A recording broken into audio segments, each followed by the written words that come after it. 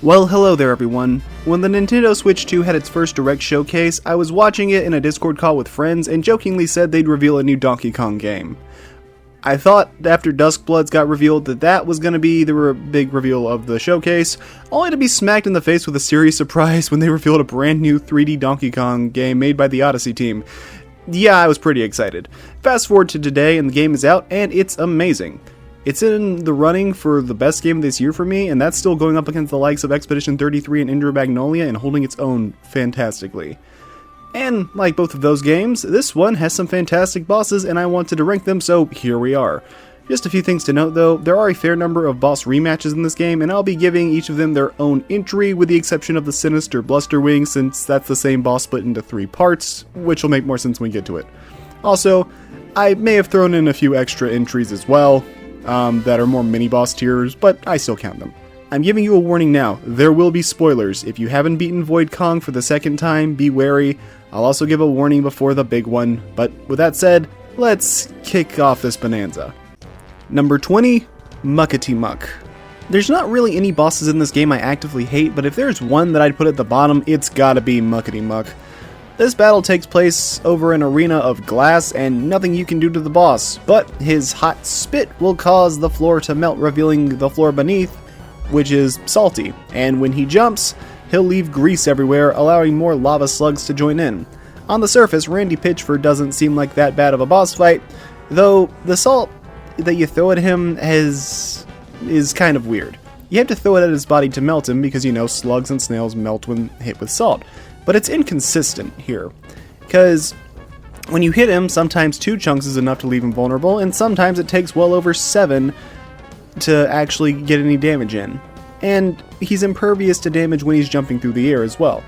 After he loses a third of his health, he gains the ability to rain down pillars of salt from the sky.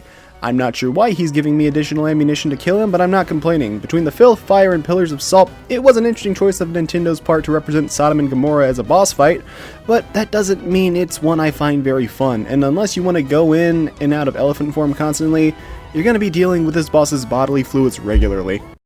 Just me and baby shit taking a bath. I don't feel fury or blind rage towards this boss, but it's not one I'd consider fun either. It's a crappy area denial boss, pun intended, that I'm not fond of, and it's a shame that it caps off a great world.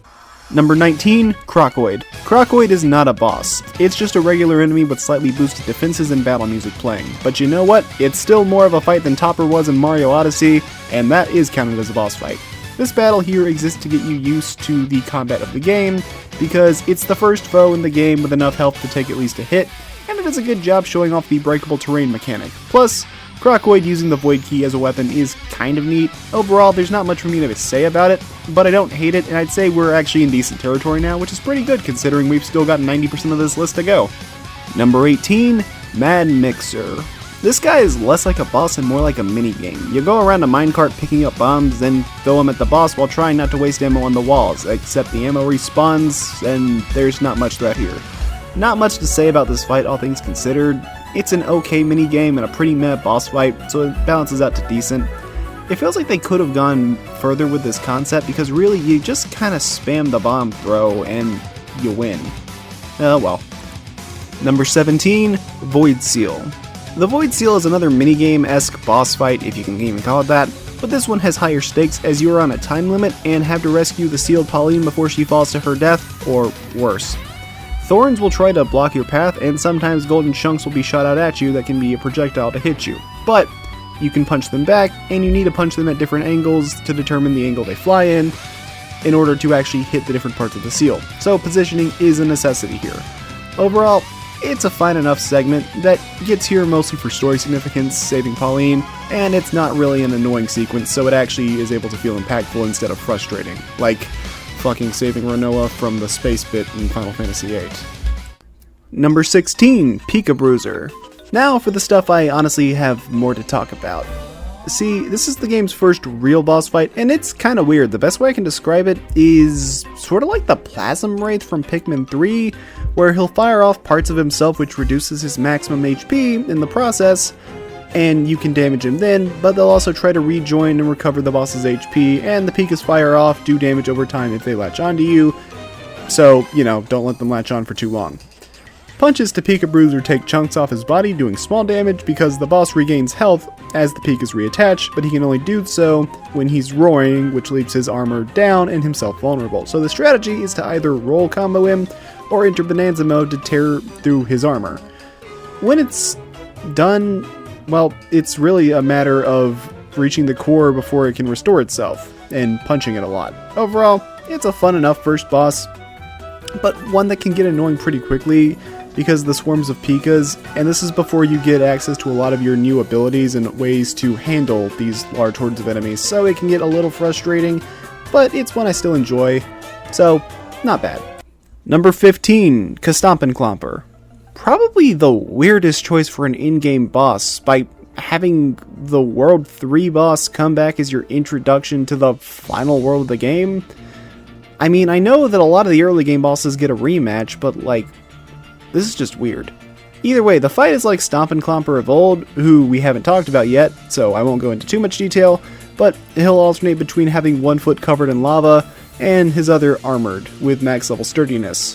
Which doesn't really matter because you've got Bananza mode, and more than likely you've maxed out DK strength stat since you've had the entire game to work on that, so you kinda just punch through it and deal with it.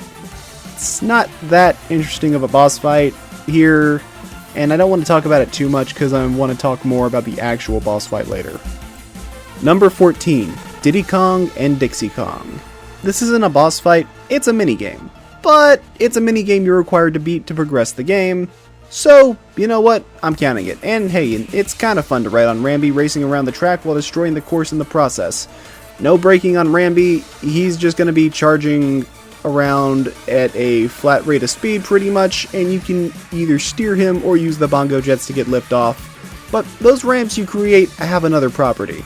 You see, on their own, they're just a way to get more height, which is okay, you can take a single shortcut with it. But they give you a speed boost whenever you run on them. It's not useful for the lap whenever you first use them, but they hang around, as does the course damage you've dealt. So you want to set up for laps 2 and 3, taking the high route when you can, and that's a way you can gain speed and take the lead. It's a fun race, and I enjoy it a good deal. I think that extra little layer of strategy adds a lot to it, and yeah, I enjoy it. Number 13, Sinister Blusterwing. I was debating counting the Sinister Blusterwing as one boss fight or 3, but while it is fought over 3 separate battles, it is still just one boss fight, as his health maintains between each battle and it's fought throughout the whole world. So, you know what, I'll count him here. That being said, the way to beat him is very simple in the first battle. You just grab the sand he shoots out and throw it back at him to hit his wings, knocking him to the ground where you punch him in the face for a bit, and then he leaves. But in the second fight, instead of spewing out sand, he'll spew out molten gold covering the ground, requiring you to utilize your newly acquired Elephant Bananza to suck up the gold and condense it into a usable projectile you can throw at him, and he also gains a new tornado attack. It's a decent improvement, but still nothing too crazy here. We're still kind of in C- tier, maybe D tier boss territory. What saves this fight for me is the third and final battle against him, where you're now surrounded by water amidst a grand tempest, and now he no longer gives you projectiles to use against him, instead just opting for lightning, so you have to utilize the debris caught up in the storm to create projectiles you can throw at him, and he'll also start chaining attacks together, like his windstorm and the lightning bolts, and during these attacks he can electrify the water as well. The last phase is by far the most involved, as he does a good job keeping his functioning wing out of the line of fire as well. The music in this fight is also pretty great, reminding me of Monster Hunter of all things. It's an intense battle, and at the end, you finally get to tear the wings off of them. But you're not done yet, as he unleashes the Tempest on you, trying to blow you away, so now you have to fight the storm and deliver the final blow to him. And with it done, the Void Mask breaks, freeing the Storm God from its control, bringing peace to the Tempest Zone. Overall, this last part is really cool, and if this was the main focus of the fight, it would probably be much higher, but unfortunately you do have 2 earlier battles that kinda drag things down a bit. But at the same time, maybe that just keeps this last bit from dragging on and makes it more exciting? I don't know. That'll be up to your decision. Number 12, Stompin' Clomper. The early game version of the Stompin' Clomper is honestly better in my opinion, as it requires you to be more resourceful here. There's no lava to be found, but the land in this area is so fragile that it'll crumble under the monster's weight very easily, and it isn't strong enough terrain to break the monster's armor, so punching is the only option on the menu right now. He's got 3 different forms he can also take depending on the material he's using. Rock, which has some durability and can also make for a good projectile if you rip it off of him. Gold, which is very fragile and more of a recovery mode if you take too long to hit his damage threshold when he's vulnerable. And then there's the reinforced mode, which will require your Bananza power in order to properly break through it in a timely manner. I prefer this fight because it requires the player to get a bit more creative than its late game counterpart, but it also does a good job showing off the game's terraforming mechanics here. It's a fun cap off to the canyon layer, which is where I really fell in love with the game and knew I was playing something special as well, so overall, I think it does a great job. Number 11, Abracadabra. I like the build up to this fight. You go inside, you see the core, and you notice this really looks ominous. And then the game jump scares you with this Eldritch Nightmare. This boss takes place all throughout the lowest sublevel of the jungle layer, which, by the way, now, despite the scary appearance and large scale, this is honestly one of the easiest bosses in the game with only really 2 attacks, that being his vines and the poison he shoots along those vines. It's mostly a platforming challenge, but the fact that you have the entire sub-layer available to work with as an arena and the grand sense of scale, it allows it to be a fun boss fight, and I imagine it has some insane speedrunning potential. Plus, I could see you getting more mileage out of this using the ostrich form. I just never really felt the need to. You can kind of just bash your way through things, which, yeah, I wish this fight was maybe a bit harder, but it's still cool and it's still memorable. Number 10, Grumpy Kong. We're halfway through the list and we've only now seen someone from Void Coast show up, and you battle each of them twice. I think that goes to show how good these fights are. The weirdest thing is that you fight Grumpy Kong super early in the game at the top of the canyon layer, so the only thing you fought so far is Crocoid and Pika Bruiser. Grumpy pilots a stone mech with 3 layers to it. Stone, which is strong but breakable. Reinforced, which requires Bananza mode to properly break, but you also don't have to break it, instead you can just climb up the boss and fight Grumpy straight up. Granted, it isn't free and he will try to hit you with his pickaxe. But instead, you can also choose to break his 2 layers of armor, dropping him to the ground hard, which will stun him, leaving him open to, well, beat him down. It's an easy boss, fitting of the early game, but it's a fun one, and I think it has a cool sense of scale with this giant that you can climb over, which gives it, I guess, a Shadow of the Colossus sort of vibe. That's the best comparison I can make for big bosses you can climb on. Overall, I enjoyed it a lot. I feel like the boss is cool, and they do expand upon it well with his rematch, which we won't be seeing for a good while. Number 9, Poppy Kong. Poppy Kong doesn't make as much use of this game's mechanics, but it works well as a straight up fight. She's invisible, so you have to find her based off the snow she kicks up throughout the fight. Or, sound. What you need to do is knock her into the wall, or just beat her with a chunk of ice in order to stun her and damage her. However, the fight has progressing difficulty. At first, she just travels in straight lines, then she'll start ricocheting off the walls, making her harder to hit. Then, for the last third of her health, she pinballs around the arena, clearing out the snow, making it really hard to track her, so you need to keep your eyes and ears peeled for whenever she's going to reapply her invisibility and quickly hit her to stun her and finish her off. It can be tougher than some of the game's earlier bosses, but it's another fun one, and I think the music is pretty nice. Overall, it's a good introduction to the game's Head of Intelligence, who, well, technically has had her other introduction prior, but as far as boss fights go, solid start. Number 8, Mad Mixer Remix. Mad Mixer is back and is still a mini-game, but now it's a carnival attraction. And why is it better? Well, there's a lot more going on here. Instead of just spamming bombs to win, you now need to actively go out of your way to get the bombs by jumping up to grab them, and there's 2 different types of bombs as well. So, it's a far more involved fight there, and the boss is a lot more spammy with lasers, so you can't just spam to win. In fact, you have to make good use of the 2 types of bombs, salt and explosive. The salt bombs do pathetically low damage against the boss, but can easily dissolve the walls he puts up, while the explosive bombs do the real damage but get stuck in the walls without doing much. So, while the minigame is more or less the same, technically, it's a lot more involved at this point, which I think benefits it greatly because I find it a lot more fun. It also has apples you can use to heal for some reason, but that's not super necessary. Even though there is more going on, I still wouldn't call this minigame hard by any means, but I do enjoy it a lot. Number 7, Void Kong Round 2. Alright everybody, here is your big spoiler warning. If you haven't beaten this game, now is your time to click off. Anyways, I like the fights with Void Kong, and I think he does a good job as an antagonist, but I don't think his second battle is quite as good as his first battle.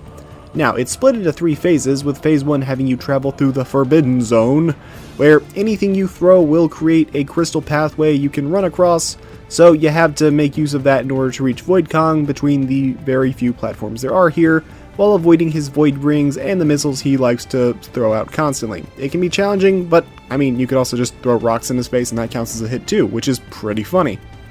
Then you get to his second phase where he spawns in a bunch of shield generators, making himself invulnerable, and each shield generator has their own elemental shield they put up: earth, ice, and lava.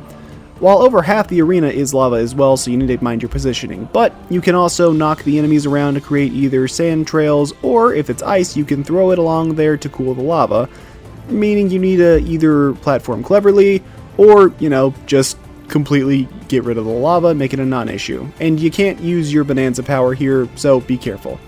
That being said, it's still not that hard if you use your brain a bit, so as long as you're not an IGN journalist, you probably won't struggle too heavily here.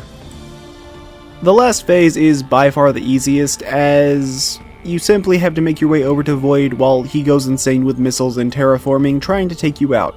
Now, it can be chaotic, sure, but once you hit him once, the fight's over. He stays stunned forever and will not recover. I've tested it, it's gone on for at least a minute, so yeah, I don't think he's getting back up. So, after you hit him once, punch him till you win.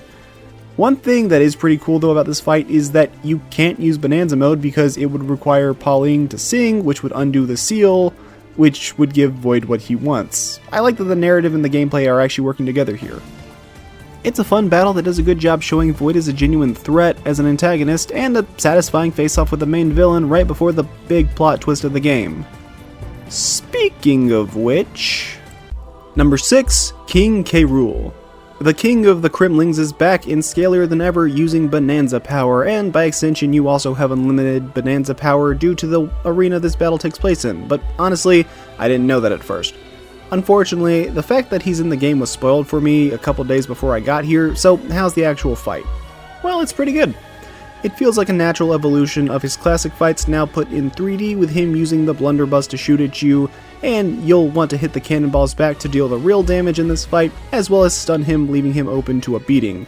The problem is, while he has cool attacks such as claw swiping and forming giant hands that can terraform the land or trying to turn you into his own ammunition, his AI primarily just does the triple shot over and over, so you'll often just get into a loop of him doing that attack over and over again. It's fun, but I was kind of hoping the King of Kremlings would have more to him. Plus, while the music isn't bad, you'd think there'd be a vocal track or something given how important Pauline's songs are in this game. Then again, maybe we don't need K. Rool anywhere near a mic. Looky here, look what I got! Don't think I won't let little Diddy drop! Hold it now, hold it now, hold it right there! Number 5, Poppy Kong Round 2. And now Poppy Kong is back for a rematch, and the gimmick is the same, but instead her first phase is starting out with her late phase movesets and mechanics, but things really change up when you get to her second phase. At this point, she loves to ricochet around the arena while being too fast to realistically reach, so you'll want to make use of your newly acquired snake form to slow down time. Then, for the final phase, she starts collapsing sand into the arena before turning herself into an invisible rocket in order to hit you like a truck. So you have to find her and reach her extremely quickly in order to not get blasted at Mach 3.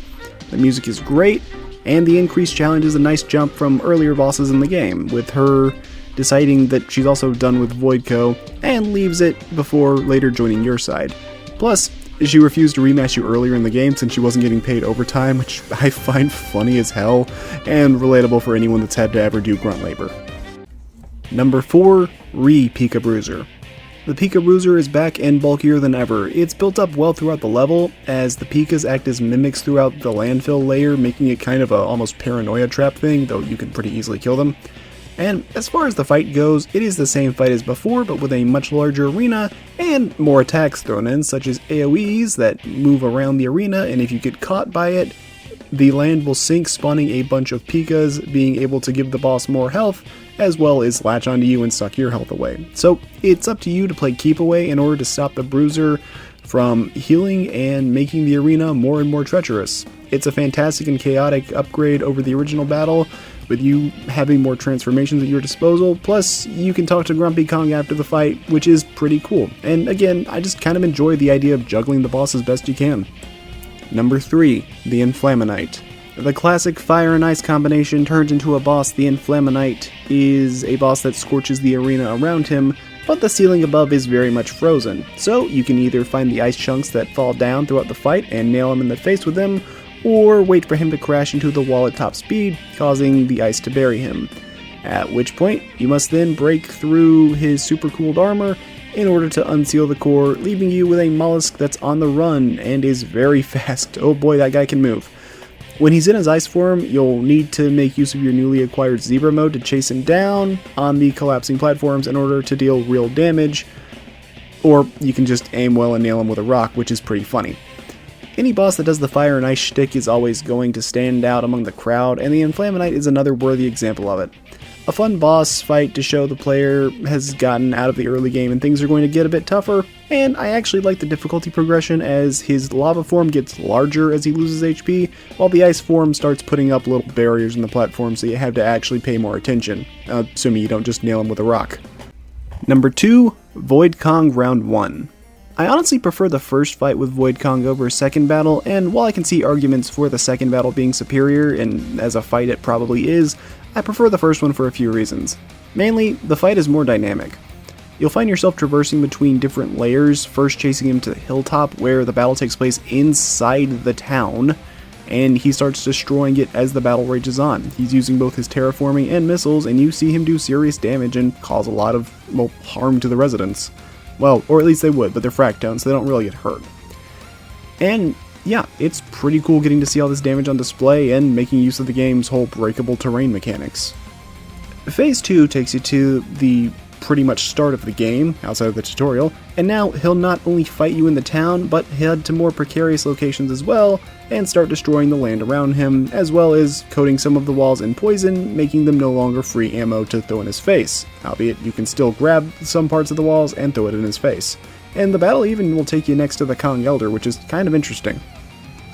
Then you need to head back to the Convergence layer, and now you need to chase him down across the incomplete bridge as he tries to kill you, and I got absolutely mollywopped here on my first run. I had an embarrassing fight where I got killed, and it was really stupid. But when you're not getting your face caved in, you'll find yourself up on top of the giant digging machine and have to take out his shield generators, which is easy at first, but then he summons a lava barrier on his third one, so you have to find a way over it in order to actually destroy the barrier, or you can break through it somehow. After that, you simply run up and break through his barriers he spams to finish him off. IGN made this last part look impossible, but really just spam punches and you win. An awesome fight with a surprisingly cool villain and an absolute earworm of a boss theme that I honestly prefer over his second battle theme. It's worthy of a pretty high spot in this ranking in my opinion. Number 1, Grumpy Kong Round 2. Our rematch with Grumpy Kong at the end of currently my favorite world in the game. He's back to using his mech again, but Radiant Stones have a special property in this layer of being invincible whenever in darkness and only being vulnerable in the light. And he also happens to have himself some armor made of the same stones that makes him immune to damage unless you can shine light on him, and then you can break it. A lot of this boss fight is the same as his first battle, just building off of the template of what was old, but it was a good template, and now we have Radiant Stones here that give a neat wrinkle along with his armored mask. He also has an explosive club with new deadlier attacks such as bomb scattering, and he can even do multiple pickaxe swings. Not to mention, I think the boss theme is awesome, especially when you fight Grumpy on top of his mech and the guitars kick in. It really does add to the tension of everything.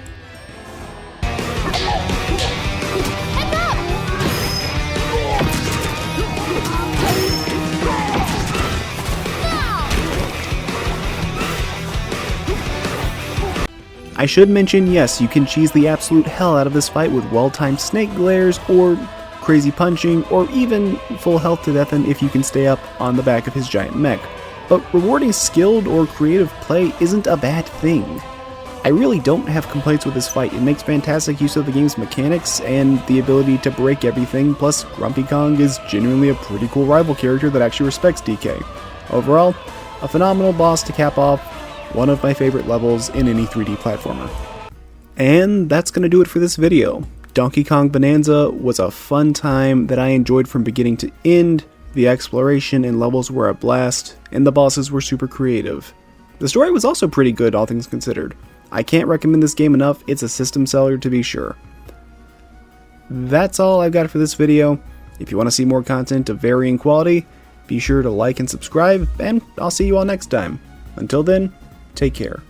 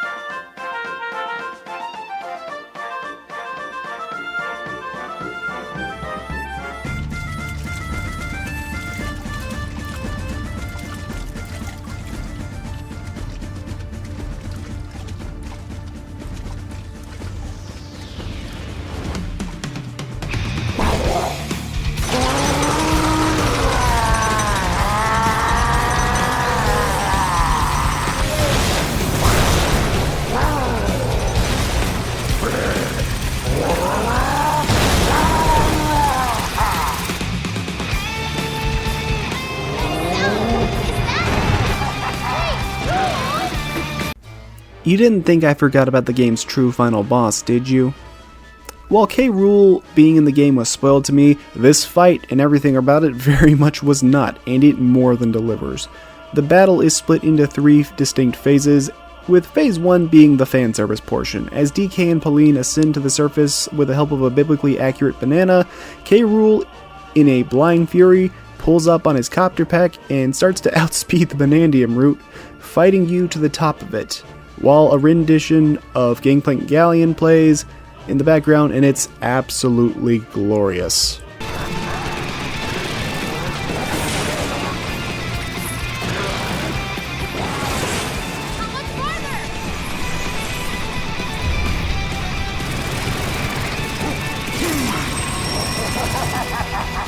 King K. Rool was pissed off that he got relegated to just 2 scenes and a 7.5 out of 10 boss fight after his grand return in over 20 years, so he's back in his blind fury. This phase is actually fairly easy, you just have to survive, but granted, you're surviving all the way to the surface, and K. Rool is giving you less and less ground to work with, so be careful.